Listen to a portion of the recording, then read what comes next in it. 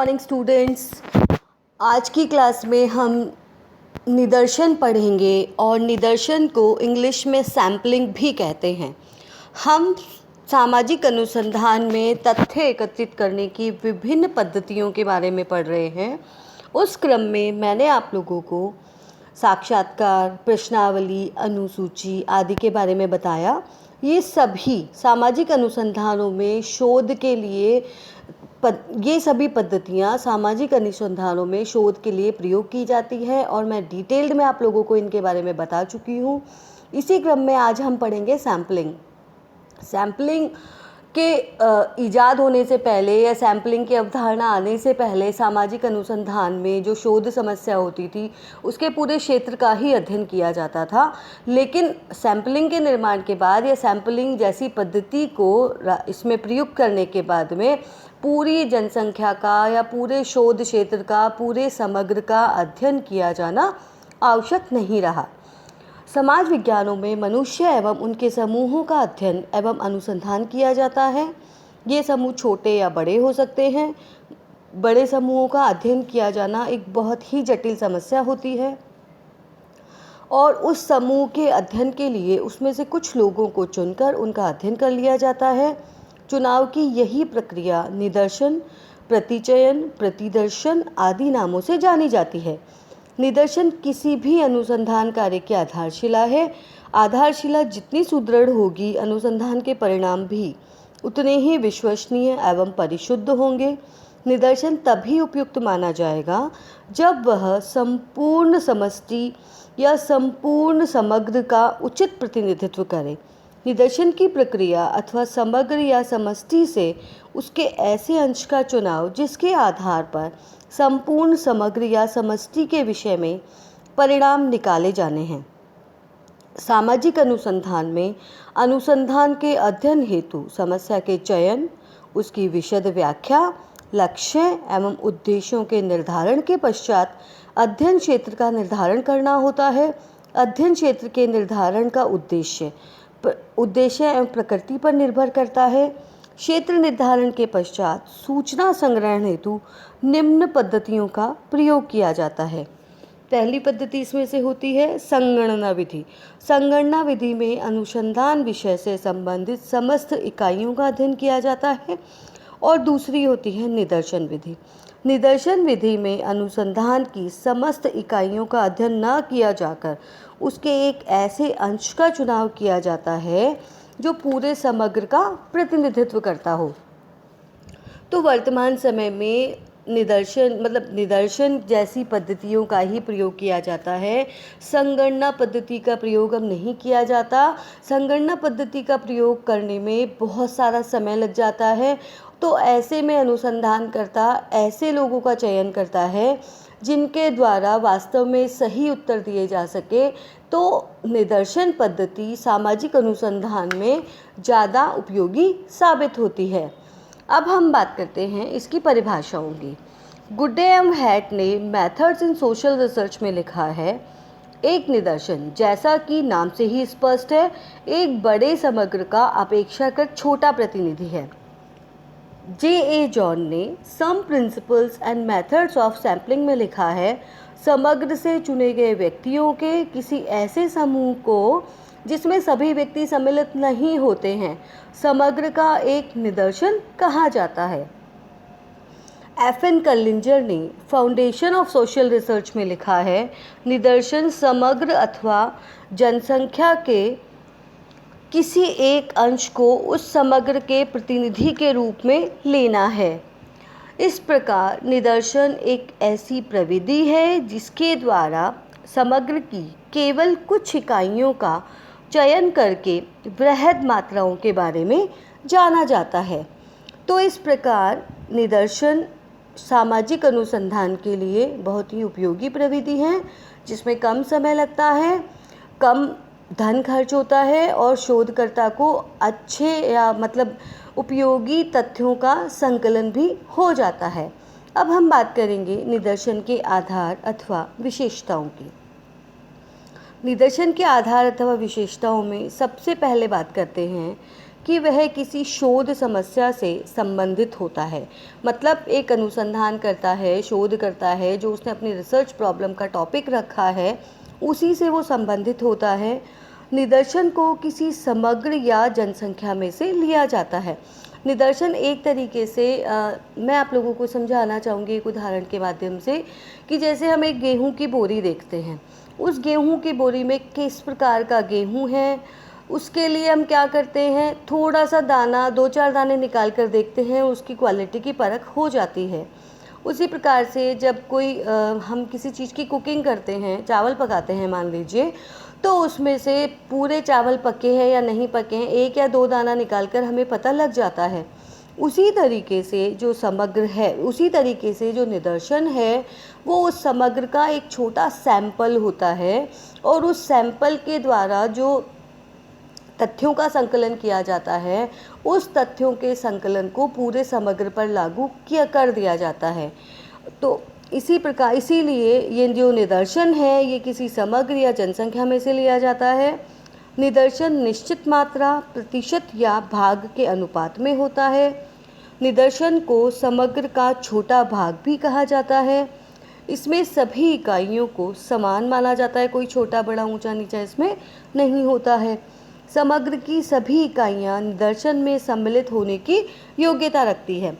मतलब ऐसा नहीं होता है कि आप किसी से बात करें, किसी से ना करें, उसमें आप रैंडमली कहीं पर भी जा कर के किसी से भी अपने डेटास का कलेक्शन कर सकते हैं। लुंडबर्ग के अनुसार एक आदर्श निदर्शन में निम्न विशेषताएं होनी चाहिए: अवलोकित तथ्यों की प्रकृति और उनके चयन करने की पद्धति। लुंडबर्ग कहते हैं कि जो अवलोकित किए गए हैं उन तथ्यों की प्रकृति सही होनी चाहिए, शोध समस्या के अनुरूप होनी चाहिए, और उनके चयन करने की पद्धति ऐसी होनी चाहिए जिससे वो पूरे समग्र का प्रतिनिधित्व कर सके। निदर्शन की अनिवार्य अवधारणाओं की जब हम बात करते हैं तो उसमें सबसे पहला होता है इकाई। इकाई का मतलब होता है कि शोध क्षेत्र में जो लोग रहते हैं इंडिविजुअली, वो एक एक अलग अलग होने चाहिए, उनके अलग व्यूज़ होने चाहिए, और शोध क्षेत्र का वो प्रतिनिधित्व करने चाहिए, और प्रतिनिधित्व करके शोध से संबंधित समस्याओं का उत्तर ही वो दें। समग्र या समष्टि, समग्र या समष्टि में हम पूरे समग्र को लेंगे, और पूरे समग्र मतलब जो एक शोधकर्ता का शोध क्षेत्र है, जो उसका शोध क्षेत्र है, उस शोध क्षेत्र में उसकी समग्र जनसंख्या को लिया जाता है। और जब निदर्शन किया जाता है तो उसके लिए पर्टिकुलर कोई एरिया फिक्स नहीं होना चाहिए। जो शोध करता है उसको अपने शोध को पक्षपात रहित बनाना है, तो पूरे शोध में से, पूरे शोध क्षेत्र में से जहाँ पर भी वो चाहे वहाँ से रैंडमली, मतलब अचानक से जाकर के सैंपल ले सकता है। निदर्शन इकाई मतलब कि निदर्शन की जो इकाई होती है वो वहाँ पे उत्तरदाता होते हैं, और उन उत्तरदाताओं का चयन करते समय शोधकर्ता को किसी भी प्रकार का मतलब पक्षपात, भेदभाव नहीं करना चाहिए। निदर्शन संरचना मतलब कि वो किस रूप में, आप उनसे प्रश्न पूछेंगे, आप उनका साक्षात्कार लेंगे, आप उनसे कोई अनुसूची भरवाएंगे, किस तरीके से आप उनका सैंपल लेंगे। स्तर मतलब कि विभिन्न स्तरों में जाकर के, मतलब एक बार में अपने निदर्शन में हो सकता है कि उसमें बच्चे भी हों, उसमें बड़े भी हों, उसमें यंग भी हो, शिक्षित भी हो, अशिक्षित भी हो, तो उसको कैटेगराइजेशन करके और उसको निदर्शन में सम्मिलित करना चाहिए। साधन सूची मतलब सैम्पलिंग के लिए जो शोधकर्ता है वो शोधकर्ता क्या क्या लेकर के जा सकता है, किस प्रकार के साधनों का प्रयोग कर सकता है, कब जाएगा कब नहीं जाएगा, इन सारी चीज़ों को पहले क्लियर कर लेना चाहिए। फिर हम बात करते हैं निदर्शन के प्रकारों की। तो निदर्शन के प्रकार में सबसे पहले होता है दैव निदर्शन। दैव निदर्शन के कई सारे प्रकार हैं बच्चों, उसमें सबसे पहले हम बात करेंगे लैटरी प्रणाली। लैटरी प्रणाली मतलब समग्र का जितने भी लोग हैं उसमें उत्तर देने वाले, उनके नाम की एक चिट्ठ बना ली जाएगी, और चिट्ठ बना करके उनमें से उठा ली जाएंगी कुछ चिट्ठें, और उनका क्या किया जाएगा, उनसे जाकर के प्रश्न पूछे जाएंगे और उनका अध्ययन किया जाएगा। कार्ड या टिकट प्रणाली जो है, उस कार्ड या टिकट प्रणाली में विभिन्न प्रकार से कार्ड निकालेंगे, और कार्ड निकाल कर के बच्चों का मतलब कार्ड निकाल कर और उसको उस कार्ड के माध्यम से उन पर टिकट दे दिए जाएंगे, और इसमें अलग अलग आकार, रंग या बनावट के कार्डों को टिकटों पर जनसंख्या समग्र की समस्त इकाइयों के नाम लिख लिए जाते हैं और नाम अथवा संख्या का कोई अन्य चिन्ह अंकित कर दिया जाता है। सबको एकत्रित करके गोल या बड़े ड्रम में भर दिया जाता है और 50 बार घुमाया जाता है और 50 बार घुमाने के बाद में जो कार्ड या टिकट निकलता है उस कार्ड या टिकट को क्या किया जाता है, अपने अध्ययन के लिए चुन लिया जाता है। फिर है नियमित अंकन प्रणाली। नियमित अंकन प्रणाली में यदि इकाइयाँ किसी विशेष स्थान, काल या तरीके के आधार पर व्यवस्थित होती है तो इस प्रणाली का उपयोग किया जाता है। सबसे पहले सभी इकाइयों को क्रम संख्या दे दी जाती है और उनकी सूची बना ली जाती है। उसके बाद यह निश्चय किया जाता है कि कुल कितनी इकाइयों का अध्ययन करना है। उस संख्या का समग्र की इकाइयों में भाग दिया जाता है।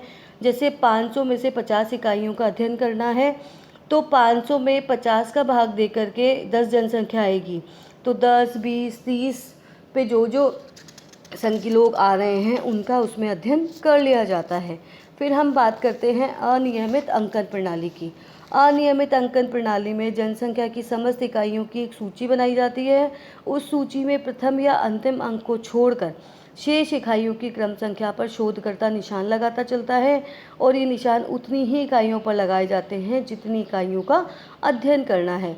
ये निशान अनियमित ढंग से लगाए जाते हैं और इसके कारण इसमें पक्षपात का समावेश भी हो सकता है। आगे हम बात करते हैं टिप्पेट प्रणाली की। टिप्पेट प्रणाली में गणितीय अंकों के आधार पर तैयार किया जाता है। उसमें 4 अंकों वाली 10,400 संख्याओं की एक सूची बनाई जाती है और उन संख्याओं को दैव निदर्शन का प्रयोग करके सुनिश्चित कर दिया जाता है। यह संख्या बिना किसी क्रम के कई पृष्ठों पर लिखी हुई होती है और शोधकर्ता आवश्यकता अनुसार जितनी इकाइयों का अध्ययन करना है उतनी इकाइयों को किसी भी पृष्ठ से लगातार लेता जाता है। जैसे 100 मजदूरों के समग्र में 10 मजदूरों की इकाइयों का अध्ययन करना है तो शोधकर्ता प्रथम 20 संख्याओं को ले लेगा और वो अपनी मर्जी से जिस हर पृष्ठ से जिस संख्या को चाहे वो सम्मिलित कर सकता है। अब हम बात करते हैं ग्रिड प्रणाली की। यह क्षेत्र या भौगोलिक आधार पर निदर्शन निर्माण की प्रणाली है। इसमें किसी विशाल भौगोलिक क्षेत्र का जहाँ से निदर्शन लेना है उसका नक्शा या मानचित्र ले लिया जाता है और उस मानचित्र पर सेल्यूलॉइड की पारदर्शक ग्रिड प्लेट रख दी जाती है। इस प्लेट में वर्गाकार चौकोर खाने कटे होते हैं तथा उन पर नंबर लिखे होते हैं। यह पहले ही निश्चित कर लिया जाता है कि किस आधार पर किन नंबरों वाली इकाइयों को अध्ययन का विषय बनाना है और इन नंबरों का निर्णय आकस्मिक ढंग से किया जाता है। मानचित्र के जिन हिस्सों पर निर्धारित नंबरों के वर्गाकार खाने आते हैं उनको चिन्हित करके अध्ययन के लिए चुन लिया जाता है और इस निदर्शन को क्षेत्र निदर्शन भी कहा जाता है। फिर हम बात करते हैं कोटा निदर्शन। कोटा निदर्शन में समग्र या जनसंख्या को अनेक वर्गों में विभाजित कर दिया जाता है। बाद में प्रत्येक वर्ग से ली जाने वाली इकाइयों की संख्या निर्धारित की जाती है।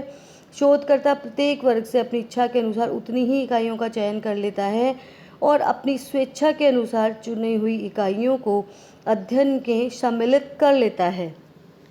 तो इस प्रकार से दैव निदर्शन प्रणाली में कई सारी पद्धतियों की बात हमने की है और उसके माध्यम से हम क्या करते हैं, निदर्शन को अपने अध्ययन में सम्मिलित करते हैं। दूसरे जो पद्धति है या प्रकार है उसे हम कहेंगे सविचार निदर्शन। सविचार निर्देशन किसी विशेष उद्देश्य को सामने रखकर बनाया जाता है। इसे उद्देश्यपूर्ण सविचार या प्रयोजन युक्त निदर्शन भी कहा जाता है। इसमें शोधक समग्र में सोच विचार कर इकाइयों का चयन करके अपना सैंपल बनाता है और शोधकर्ता ये भी जानता है कि जो इकाइयाँ हैं शोध की उनके किस प्रकार के लक्षण हैं और उनके लक्षणों के आधार पर अपने उद्देश्यों को सामने रखकर समग्र से प्रतिनिधित्वपूर्ण इकाइयों का चयन वो अपने अध्ययन में शामिल करता है और अपने अध्ययन में शामिल करके ऐसे लोगों का चयन वो उसमें करता है जिससे उसको बेहतर आंकड़े प्राप्त हो सके। अब हम बात करते हैं संस्तरित निदर्शन की। इस निदर्शन में शोधकर्ता सर्वप्रथम समग्र की सभी मुख्य विशेषताओं के बारे में जानकारी प्राप्त करता है। उनमें से कुछ विशेषताओं वाले वर्गों को लेकर निदर्शन अनेक उपनिदर्शनों में विभाजित कर देता है और उनको विभाजित करके हर जो विभाजन उसने किया है, कैटेगराइजेशन किया है, उसमें एक मतलब कोई एक प्रमुख गुण होगा और उस गुण के आधार पर उनका निदर्शन किया जाएगा। उसके बाद हम बात करते हैं बहुस्तरीय निदर्शन की। बहुस्तरीय निदर्शन बहुत जटिल शोध समस्या के लिए प्रयोग किया जाता है। इसमें संपूर्ण समग्र देश, प्रांत या व्यवस्था का समान क्षेत्रफल तथा समान विशेषताओं के आधार पर विभाजन किया जाता है। प्रत्येक क्षेत्र से कुछ गांवों, शहरों आदि का दैव निदर्शन के आधार पर चयन किया जाता है।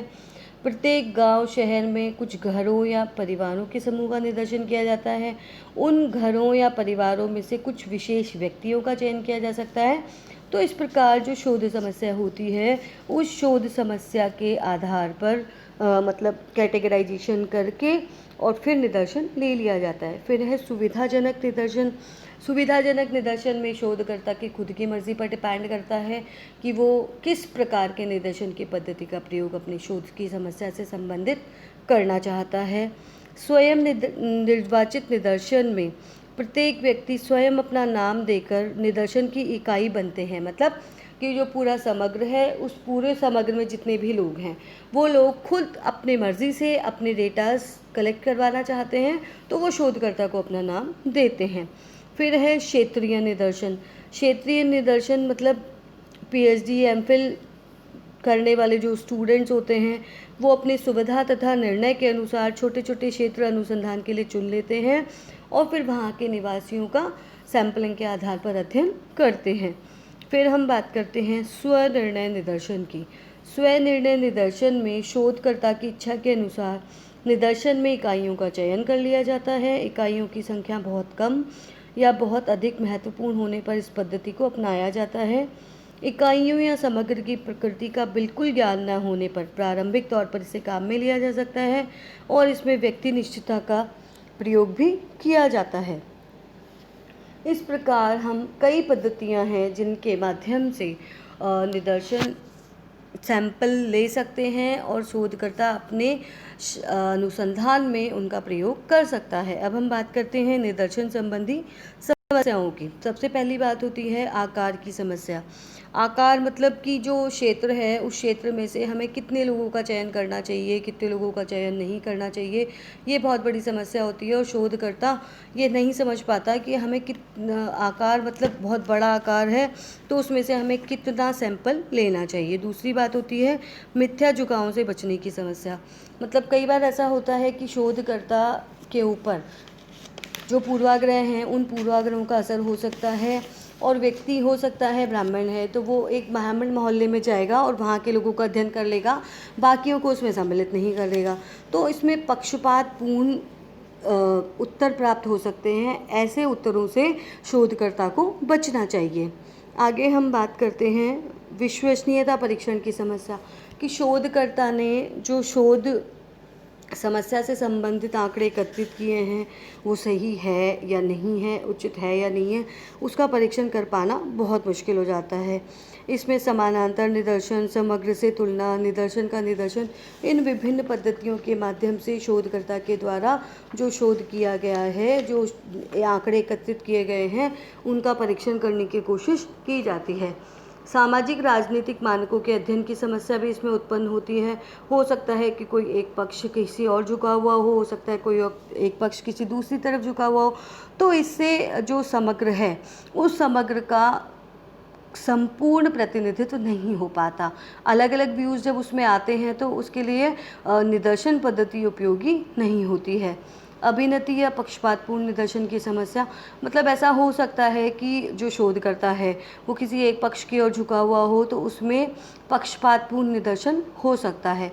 तो उपरोक्त समस्याओं को देखते हुए एक सामाजिक अनुसंधान के शोधकर्ता को ये चाहिए कि वो पहले अपने शोध क्षेत्र का ठीक प्रकार से अध्ययन करें, वहाँ के लोगों के बारे में जानें, वहाँ के लोगों से एक दो बार मिलकर आए, उनसे उनके स्तर को पहचानें और उनके स्तर को पहचानने के पश्चात ही अपने अध्ययन के लिए जिस प्रकार का निदर्शन उपयोगी होगा उस प्रकार के निदर्शन का चयन करें और स्वयं को उससे पृथक रखें।